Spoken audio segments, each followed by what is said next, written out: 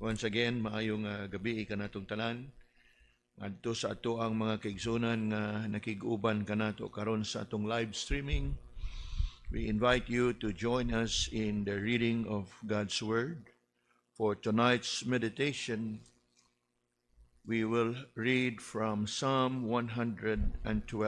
Psalm 112.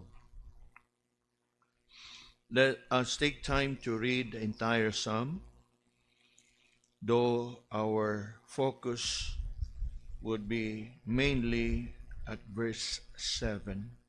Psalm 112. Reading responsively the entire psalm. I shall begin. Praise ye the Lord.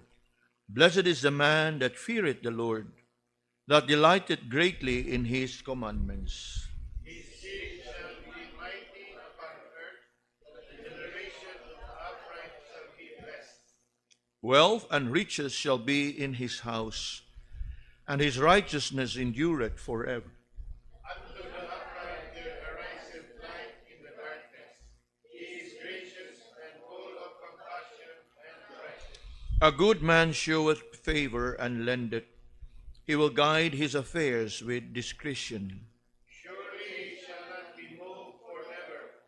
The righteous shall be in everlasting remembrance. He shall not be afraid of evil tidings. His heart is fixed, trusting in the Lord.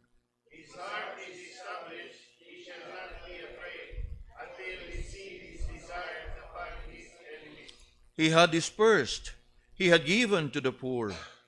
His righteousness endureth forever. His horn shall be exalted with honor. The wicked shall see it and be grieved. He shall gnash with his teeth and melt away. The desire of the wicked shall perish. Psalm 112 is one of those psalms that describe to us what a righteous and faithful man is made of. It is a sketch or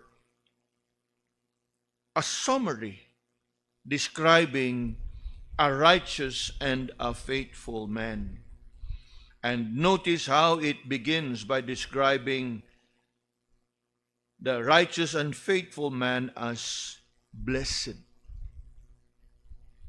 The very first description of that man or that person is that he is blessed. And who is it that is blessed? It is he, the man that feareth the Lord, the man that delighted greatly in his commandments. Diha atong makita ang paghulagway sa usa ka tawo nga bulahan.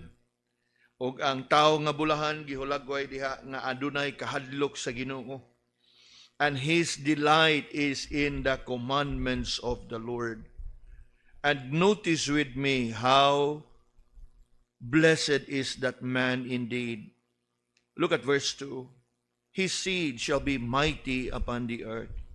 His generation of the upright shall be blessed. And then verse 3, wealth and riches shall be in his house. Kung atong makita, of course, gihulagway diha ang mga panalangin nga ipaambit sa Ginoo ngadto sa tawo nga anaay kahadlok kaniya. Although dili gina nato isipon usabton nga sa tanan panahon nga ikaw naay kahadlok o gasubay sa dalan nga matarong, nga kanunay automatic ang wealth and riches. But these are but some of the many blessings that the Lord may pour upon us diha sa ato ang padayon nga paglakaw sa pagkamatarong. And as you can see in verse 4 it goes on, unto the upright there ariseth light in the darkness. Nga mamahimo kang panalangin susama sa kahayag diha taliwa sa kangit-ngit. He is gracious and full of compassion.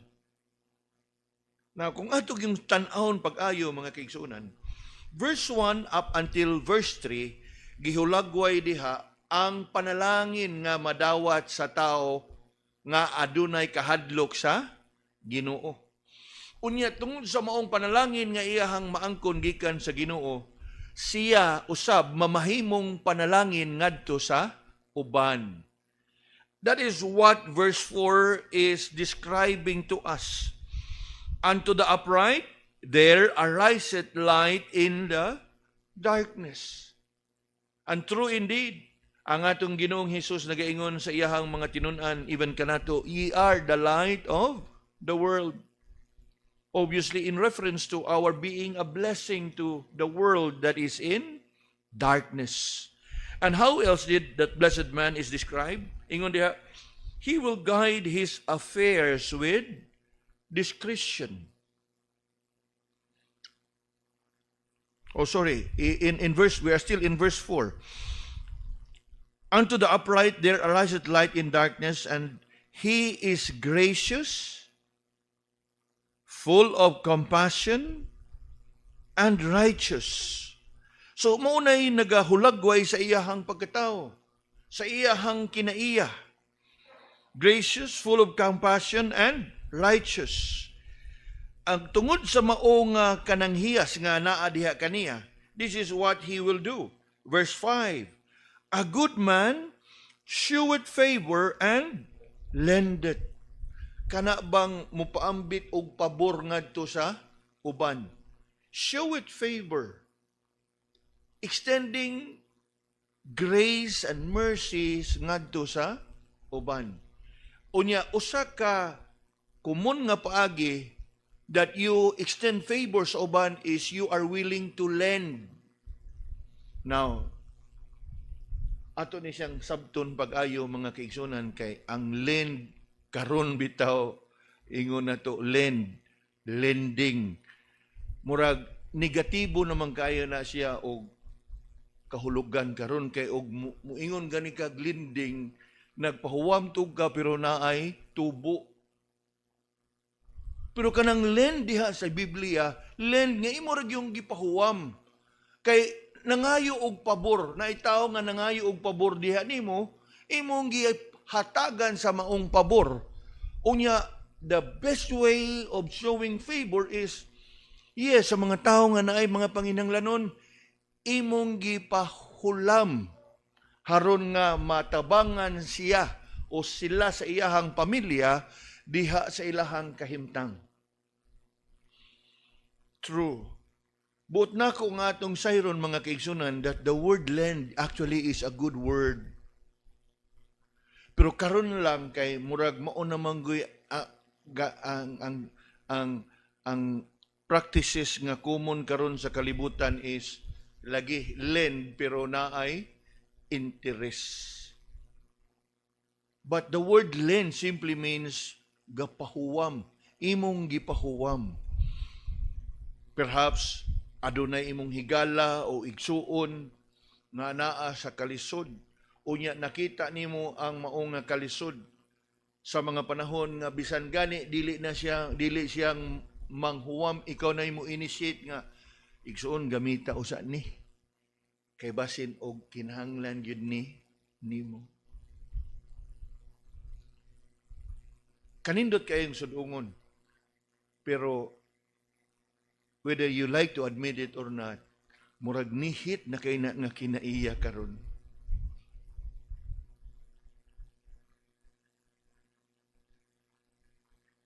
Look again in verse 5. A good man showeth favor and lendeth.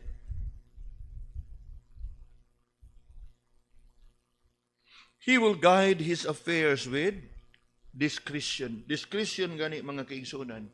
It's more of wise discernment. Kana bang imog yung gitimbang-timbang sa dili pa nimo pagabuhaton ang usa ka butang, sa dili pa nimo buhaton ang imong gitinguha nga imong mga plano, imuha yung gibalansi pag-ayo. Discretion.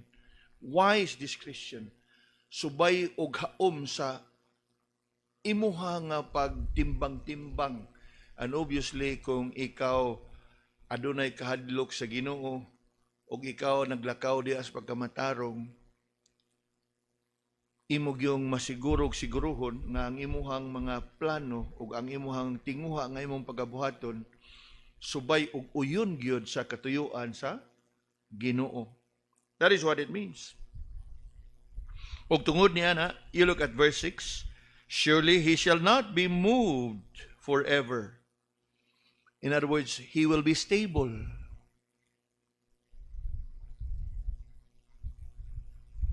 He will be steady. He will be secure. In fact, the last part of verse 6 would tell us the righteous shall be in everlasting remembrance.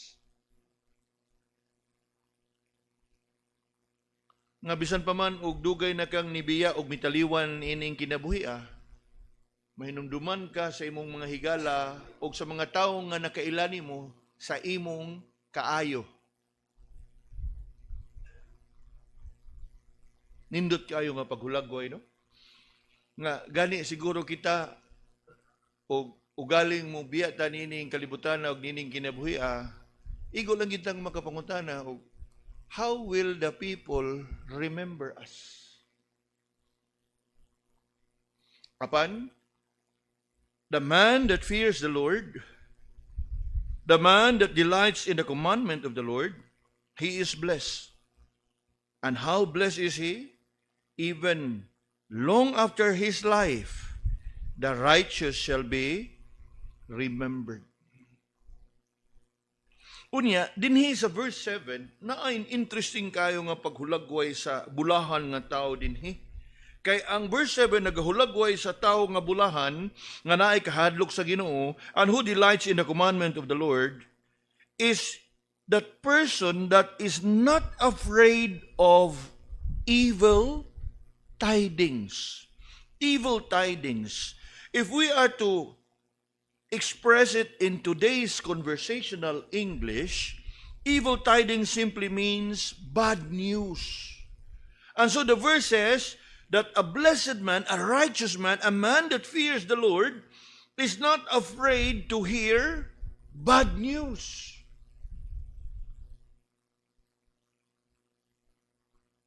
Karon ang pangutana,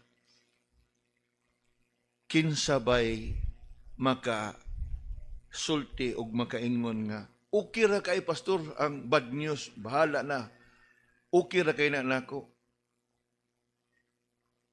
Sa tinud-anay lang murag dako gitang bagakon og mingon ta nga okay ra kay nato ang bad news. Gani na yung mga panahon nga makasugat bitaw ka nga sitwasyon nga ingnon ka nga naay duha ka balita, ang usa good news, naay usa bad news. Unsa may imong gusto madunggan og una? Ha? Sige, atong paminawon. Unsa yung gusto madungog nga una? Good news? Naiuban, even ako, mas ganahan ko nga mauna na ko ang bad news. Kaya nga naman, kay bisag unsa ka bad, malimtan na nimo, ikadungog na nimo sa good. Kaya mag-una ka good, niya ang bad. So lipay noon ta ka niya ay bad. Huh? Di ba no? Now, whatever it is, no? Kay butang nato, unsay gusto nimo una madungog, good news o bad news. Ingon butang nato nang-apply kag trabaho. Good news, nadawat unta ka. Unsa may bad news? Sirado ng kumpanya.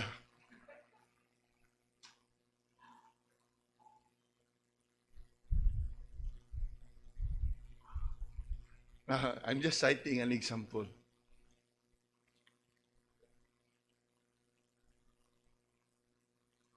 Walang diso, di ba?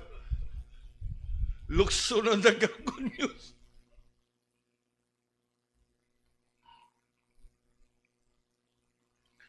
Now, indeed, frankly speaking, nobody is comfortable to hear of bad news. Mas ganahan kita good news. Gani mo kana nga kana bitaw natin mga appointment sa doktor, kana mga follow-up, check-up, kulbahinam.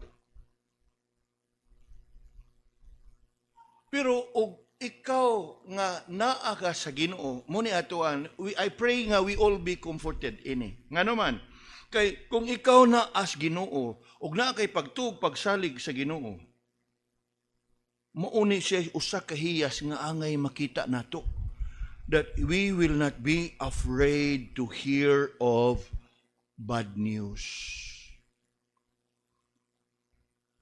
Yes, frankly speaking, we are not comfortable to hear of bad news. But since they are inevitable, tungod kay di man gyud natong malikayan, we have learned to live with it and live through it. I give you another example. Tungod kay naandad na ta nga sa kada tuig na agi bagyo moabot nato. So sa kada ingon nga nay bad news na moabot nga bagyo. Murag mi ay na. Although makuratan lang gyapon ta kung talagsaon nga bagyo sama ni Udit ang mo abot. Pero og sa mga naanda na nga bagyo, murag dili na kay kang malisang. And it is simply because we have learned to live with it. And we have learned to live through it. Sa kada semana kita nga mga motorista og mag-drive og mga sakyanan, sa kada semana magpaabot man ta good news ug bad news, di ba? Saka ang gasolina, us-us ang gasolina. Pero nangaanad na ta. Gawas lang og mo announce nga saka ang gasolina umintog 3. Pero mga 15 centavos, 20, naanad na ta. Di ba? We have learned to live with it and live through it. Upon the bad news that we are considering here is more than just the common scenario that we see and hear. Because the bad news here could mean tragedy in the family. It could be a calamity, a destruction, or anything opposite to what is generally good. In other words, a disaster, a difficult situation that may just come our way. In our real-time experience, it could mean perhaps a sudden termination from work. It's really a bad news. Ilabi na og pamilyado ka, unya tawagon lang kagkalit sa inyong management. Pahibaon ka nga karon na kang simanaha kutob. It's indeed bad news. Or perhaps you can be diagnosed of a life-threatening disease. May numdum gyud ko ato ni kanang preacher Dominino. Masawa pa gid to siya diagnose bitaw. Iha gitong haplas-haplasan ang iyang tiyan og omega. Ay ang iha yung pangagpas is panuhot. Hangtod nga gani mura kanang t-shirt ni Brother Oscar nga Family Life in Christ mao na nga camp nga dito ta sa Bugo, pero siya diri siya sa Cebu kay nagpa-check up. Unya pagkaliwas na sa kanang liwas na sa kanang camp ay pa niya na diskubrihi. Ang findings ba? Unya nahinumdum ko adto kay gikan sila sa doktor, diretso man gito siya din hidayon. Ingon siya nga lisod ang sitwasyon. So, dinigin mi ito. Pag sultigin niya, ana, diretso ko dahil kong tawag ni Pastor Kusi, haron masayod siya. It was really a very bad, even sad news. But then of course, nagtuo ko nga, si Preacher Dominino at that time, initially, yes, mo igibati. Bisan ako nga nakadungog, mo ang ibati. But after a while, na-comforted ta, ay kita ang atong kinabuhi naa sa kamot sa atong Ginoo. Apan, still, it is indeed bad news or sad news.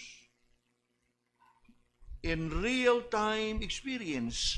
It could be a sudden termination from work, having diagnosed a life-threatening disease, or a death of a loved one. Kana bang kalit lang nga imuhang masayran?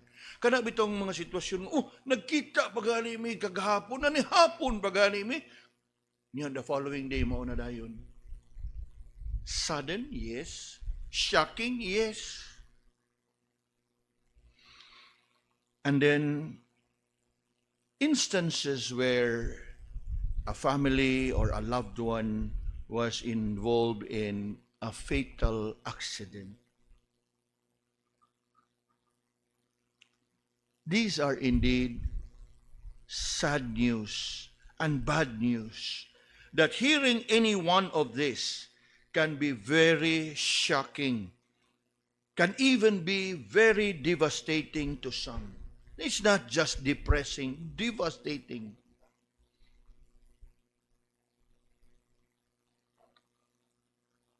Sa mga pila kahigayon, I have witnessed it in a hospital setting, nga kana bitong mahal sa kinabuhi na sa ER, o ang mahal sa kinabuhi naa sa iyahang kwarto, unya kanang gitawag in hospital na ay gitawag og code red.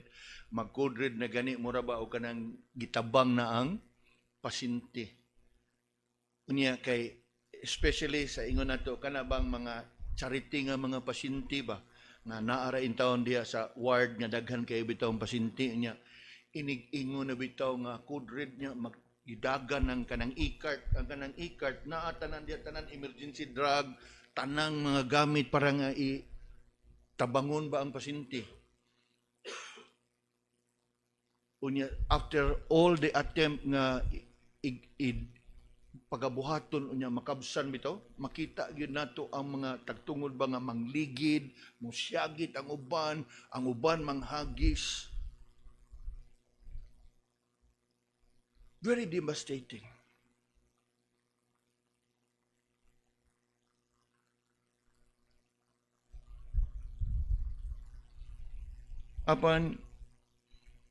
As we look at the psalmist here describing the man that fears the Lord, how is he described in verse 7? He shall not be afraid of evil tidings. Unsa maning mga tawhana? What makes them different? What makes them unique? Kay nga naman, sa ato na karong gilantaw, any of these experiences, we will always be affected. We will always be disturbed, troubled. We will always be grieving. Some can even be angry. But what about the man that fears the Lord? He is not afraid of evil tidings. One can only wonder, where would they get such a courage and confidence to deal with bad news? Unsa may naa nila nga nung di man sila mahadlok o dili man silang mga balaka kung makadungog sila og evil tidings? How are they able to have such a guts to deal with it in a different way, in a very distinct way? Kaya nga naman, ang common good nga reaction na to, anger. The psalmist here describes the blessed man that fears the Lord and delights in His commandment as being not afraid of evil tidings. How are they able to compose themselves in the midst of the bad news that they receive? As we think about it, mga kaigsunan, it's not about the guts that they have. It is about their spiritual response. A confidence that is anchored and fixed in the very character of God.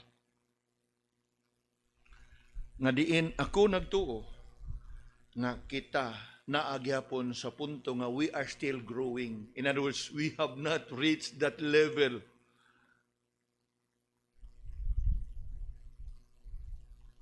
Nga di na ta malisang ug mabalaka to hear of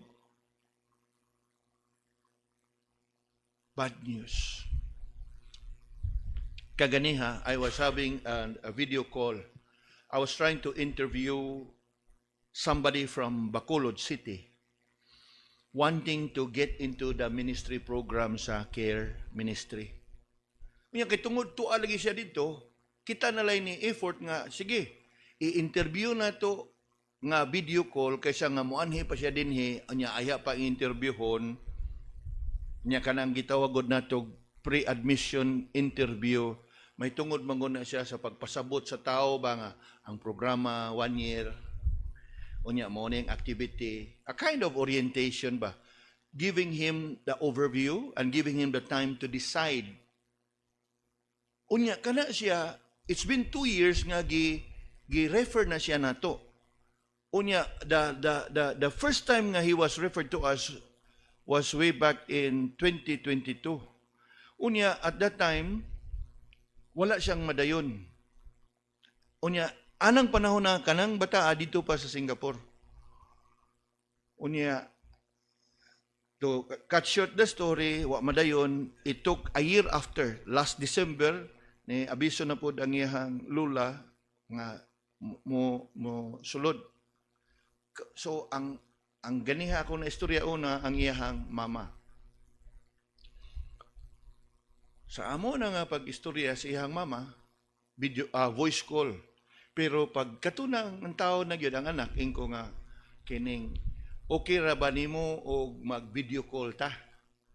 Kay gusto ko nga ma-assist nako ang iyang facial kuan ba sa in the course sa amo ang conversation. Tuod man, video call. Unya ko nga salamat kaayo kay nakigstorya ka unya imo kong gahinan sa imong oras nga magkaistorya ta. I heard nga interesado ka mo sud sa care ministry. Ingon nga, oo na. Of course, medyo sagol Tagalog among istorya kay kanang Bacolod nun, kanang Ilonggo ba.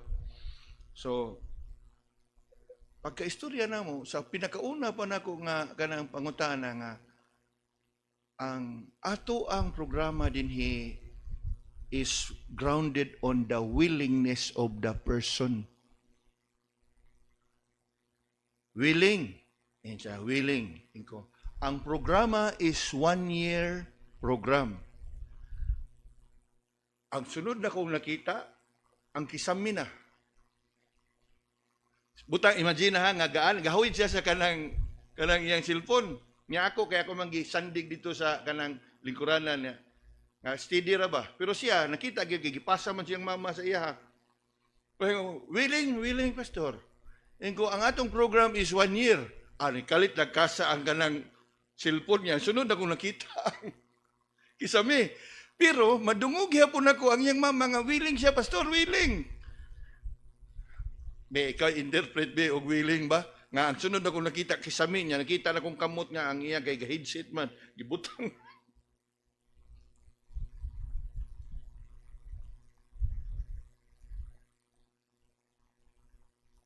Mo nag-ingon nga action speak louder than words. Ang mama sa background sigon willing ni siya, pastor, willing. Nga ang bata nga gibutang. Kisami na ako nakita lagi.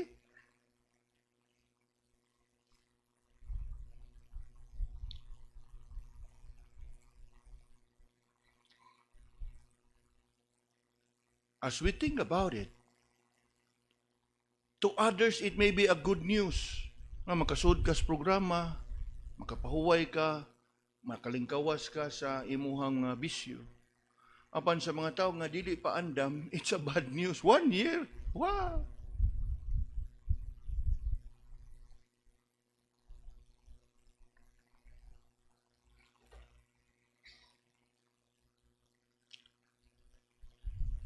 It is a spiritual response that can only be found sa mga tao nga naay pagtuo, pagsalig sa atong Ginoo. A confidence that is anchored and fixed in the very character of God. Mo kana nga gihulagway diha, he shall not be afraid of evil tidings. Not because he is brave, not because he is courageous, but simply because the second or the middle portion of verse 7 would explain to us the reason behind it. His heart is fixed in the Lord. Whereas human nature would have the tendency to focus on the situation and the circumstances, looking at what is happening and what might have happened, a man that fears the Lord, a godly person, does not focus on his circumstance, on his situation, but rather focuses on God.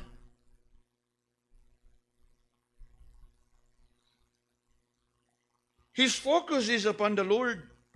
Nga sa iyahang pagpadayon nga paglantaw sa Ginoo, he cannot be bothered of what is happening.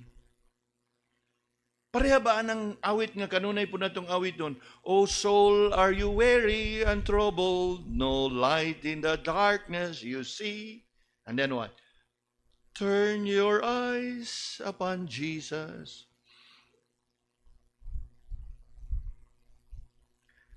Here is the key. Naadiri ang Yahweh, naadiri ang tubag.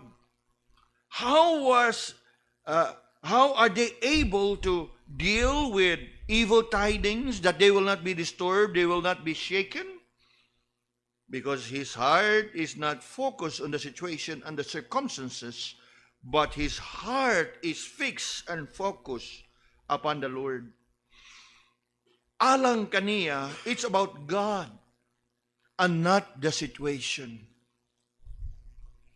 Again, kung ato gini siyang tugkaron o pamalandungan o i-apply sa itong kagalingon, that would tell us nga, layo-layo pagyuda sa realidad. Nga kinahanglan pagyuda nga mo strive pagyud pag-ayo. Lord, by your grace and your mercy, lig-una mi sa among pagtuo to the point nga ug moabot man ug unsay among madungog dili na mi malisang. Pareha sa lain nga awit, whatever my lot thou hast taught me to say, it is well with my soul. Kanindot kaayo. Now, wala magpasabot nga sa ato ang sitwasyon karon, wa pa ta maabot diha nga diin wa tay pagtuo. Naatay pagtuo, naatay pagsalig, but it should remind us nga mas daghan pagyud og layo pagyud sa maong nga realidad. It's not that we have not been enjoying God's blessing. Yes, we do. But we have not reached that point sa atuang pagtuo. Sama kaninyo, even ako, at times of provocation, at times ng mga lisod ng mga sitwasyon, we can really lose our focus. Kaya ang ato ang focus, when we are supposed to be focused upon the Lord, we focus upon the situation.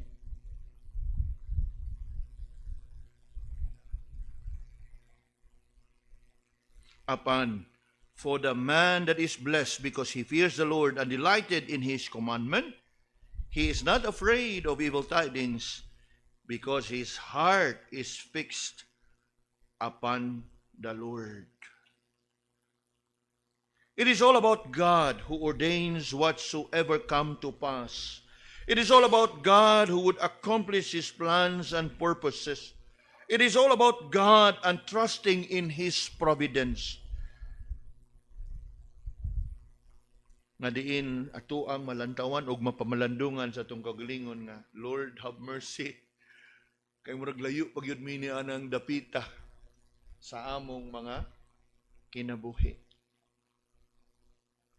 But the good thing is, the Lord in his grace and mercy will continue to push us, will continue to encourage us, will continue to guide us ni Ana. Nga sa mga panahon nga ikaw napakyas, ikaw ikasiyar po mo pahinumdom nimo.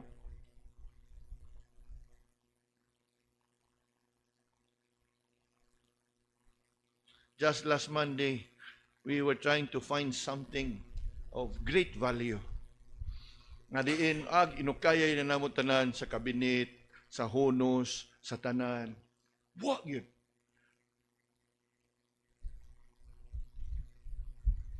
Nga niabot na yun sa panahon, nga Lord, the Lord give, the Lord take it away, blessed be the name of the Lord, pero nagpangagot ka sa pagsulti ba? Naay katuyuan ang Ginoo, naay katuyuan, pero wa na, murag dili na mao ang imuhang tuno.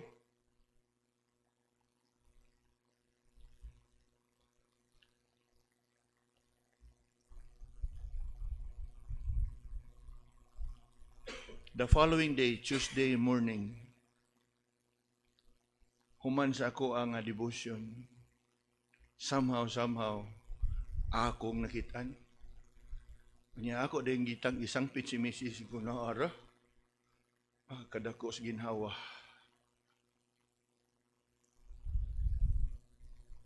Yes. Murabag, ibutang ka sa pagsuway, unya diha sa maong pagsuway, murakag, og imong yung sumadahon, napakyas ka. Na kay pagsalig, pero sa imong pagsalig, naagyapoy gapugong ba, nga bugat sa imong kuan ba. Obviously, I was telling my wife, how can I prepare? Unya, especially nga, gapangandam pa ko nga, kani after this prayer meeting karon, I will do the recording para sa atong message din And I'm yet to do some recording sa ato para sa uban nga kasimbahanan. Unya, I'm preparing also for my mga preaching assignments dito sa Pangasinan. And I was telling my wife last Monday, how can I prepare? How can I focus? Kaya bisa kung saan ako, tuwa dito atong butanga ang akong kunahuna.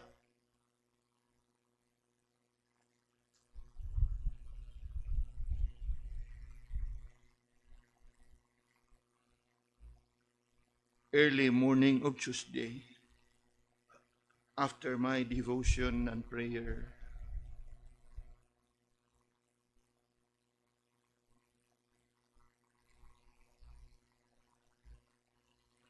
mura ba ka og girebuke sa Ginoo ba?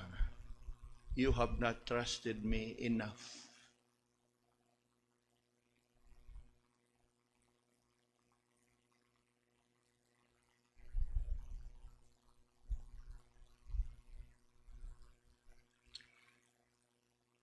And true indeed, it should remind us there are just times that you will surely be shaken and you will surely be disturbed. But to a blessed man that fears the Lord, that delighted in His commandment, kanindot kayo sa pagulagoy, he's not afraid of evil tidings. His heart is fixed in the Lord. Unya mo ni siya sa ato ang kasinatian, just as I have shared with you, and sa inyo sa mga personal experience, ang tendency nato kay ang maengganyo sa atong kasing-kasing kung gunahon na ang kahimtang man, ang sitwasyon man. Nanay mga panahon that I would pause for a while and I would pray. Unya ikahuman akong pray, maglakaw-lakaw na sa kung di man gyud ako mada. I was telling my wife, di ko ka-focus. Kasi gina lang, bahas-bahas, lakaw-lakaw.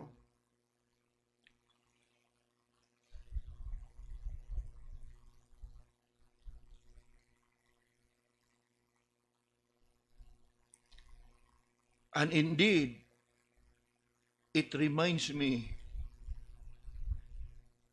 it was like being told na, wa pa yung ka, you still needs to grow.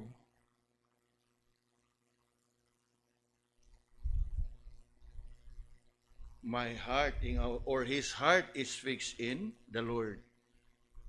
You know, I'm sure you're familiar with the experience of Job. That at the end of it, blessed be the name of the Lord. The Lord gives, the Lord take it away. Blessed be the name of the Lord. Then another example in the testimony of Joseph. Taliwa sa iyang naiaguman tanan sa iyang igsuon. Nindot kay ang gisulti ni Joseph. Now, I believe you are familiar with Job. But I invite you to open your Bible to Genesis 50. Genesis chapter 50 and verse 20. Genesis 50 and verse 20. Nahitabo ni diha nga nagkaistorya siya sa ilahang mga igsuon nga diin humana namatay ilahang papa nga si Jacob. Kay sa diha nga buhi pa ang ilahang papa, maayo nagpakita man gyud og kaayo si Joseph nila nga magsuon. Unya naghunahuna sila nga kani naghuwat lang yun og mamatay ng atong papa, ikamatay aning atong papa, manimaos yun ni siya nato. That's the background. Karon tuod man namatay ng ilang papa, giistorya silang tanan ni Joseph. So may imagine lang nimo nga ikaw usa sa mga igsoon ni Joseph. Unya si Joseph nining tungura kinagamhanan nga tao sa Ehipto, ikaduha lamang kang Pharaoh. So nangurog ni gini sila wa na gyud tiwas risbakan gyud ani atong igsoon. Apan unsay giingon ni Joseph diha? Genesis 50 verse 20.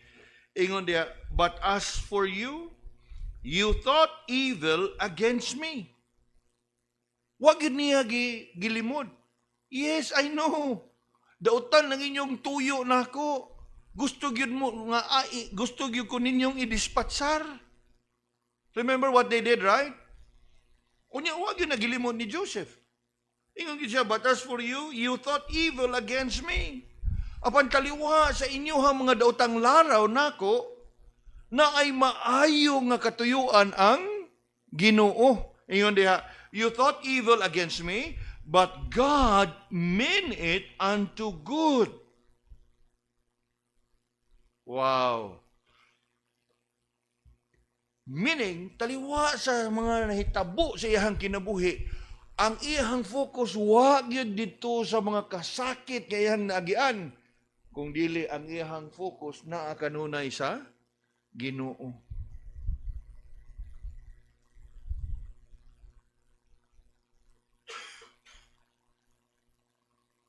Nga nakahimo gid siya sulti sa iyang mga igsoon. Yes, I know. You thought evil against me. Dautan gyud ang iyang tinguha nako. Pero taliwa sa inyo mga daotang tinguha, ana ay maayong katuyuan ang Ginoo.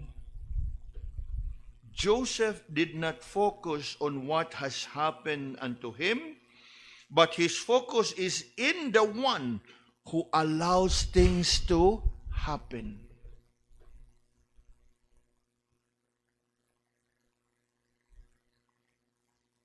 Talagsaon ni siya nga hiyas. Kay lagi sa ako ang sitwasyon, and I believe sa inyo ang sitwasyon, mas dali tang mo focus o pirmi gyud apong focus ato ang problema.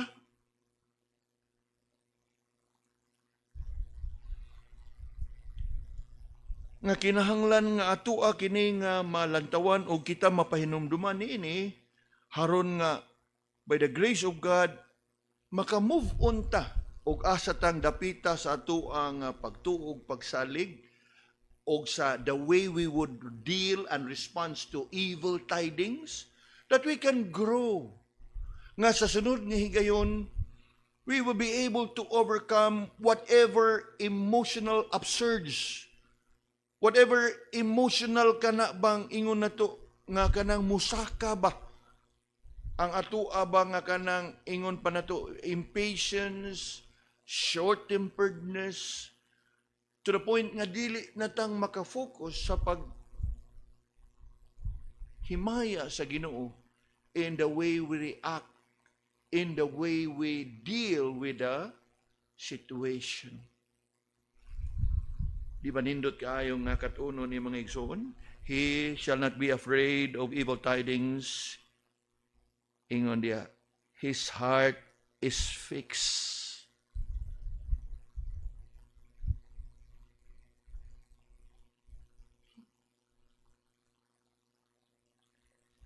Kung atong atrasan sa kadiyot ang verse 6, ingon diya, surely he shall not be moved.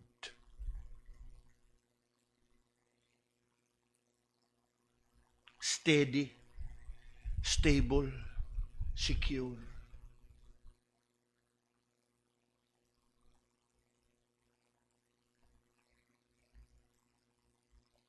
Another reason behind such courage and confidence of that man that fears the Lord, why he is not afraid of evil tidings, is yes, his heart is fixed and his trust is in the Lord.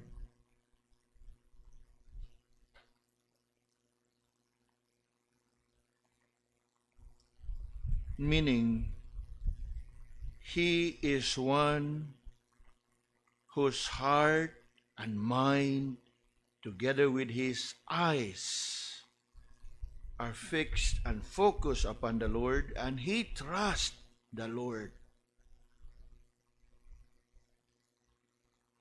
Nga ang iyahang Ginoo nga iyahang gituhuan ug iyahang gisaligan is sovereign over all.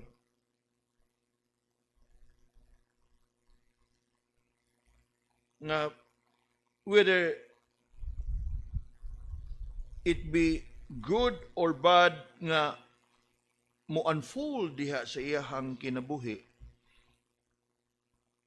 ang iyahang pagsalig tuwa sa Ginoo who is sovereign over all. He is one who rules and overrules and is in complete control.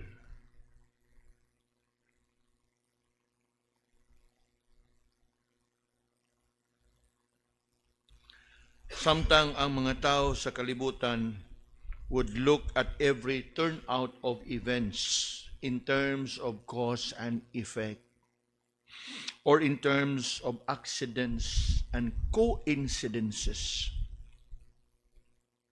the man that fears the Lord look at things in terms of God's providence.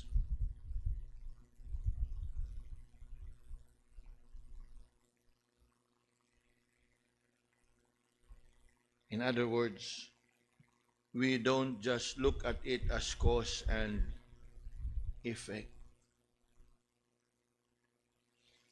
We look at it in God's providence.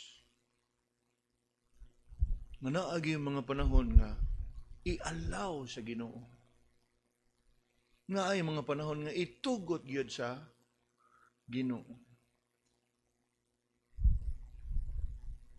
Unya, only to realize sometime later nga diin ikaw ra ba'y mga makapanamin ba nga makakita kasi mong kagalingon nga napakyas ka sa pagsalig sa Ginoo.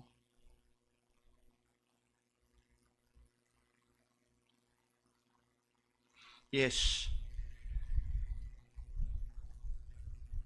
God is sovereign over all things. He is one who rules and overrules, and He is in complete control.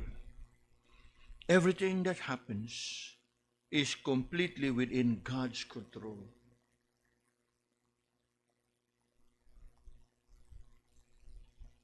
That if something happens to us, nga indeed, murag dili maayo sa ato ang panglantaw, o dili maayo nga panghitabo. And yet, we need to be reminded that regardless og unsay nahitabo, padayon nga ato ang pagsalig ngadto sa Ginoo.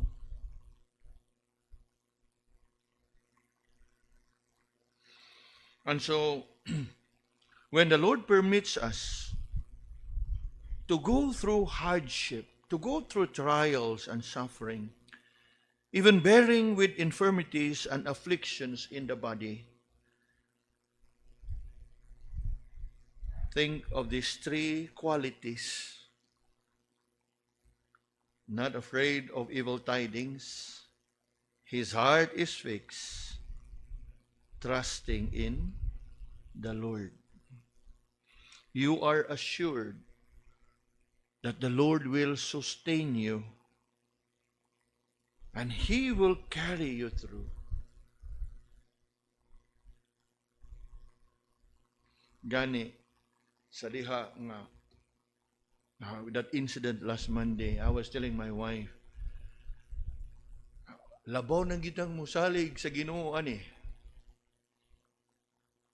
Because we don't like, gastorya mi, magpa-enroll ang bata, unya, daghan ba nga gipangandaman ba?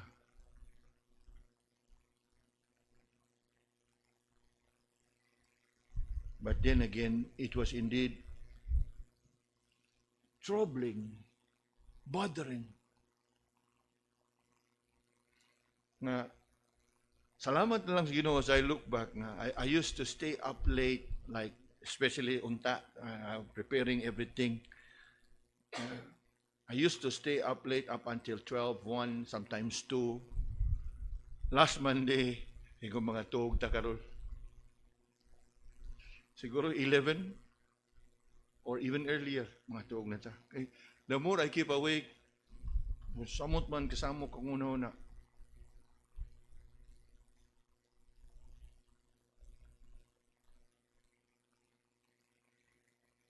And lo and behold, mura ba gireview kas Ginoo, you have not trusted me enough.